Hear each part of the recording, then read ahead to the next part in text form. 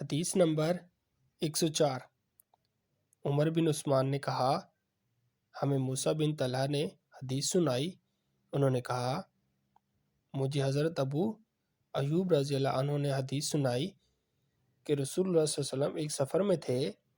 جب ایک اعرابی دیہاتی آپ کے سامنے آ کھڑا ہوا، اس نے آپ کی اونٹنی کی مہار یا نکیل پکڑ لی، پھر کہا، اے اللہ کے رسول یا اے محمد، مجھے وہ بات بتائیے جو مجھے جنت کے قریب اور آگ سے دور کر دے۔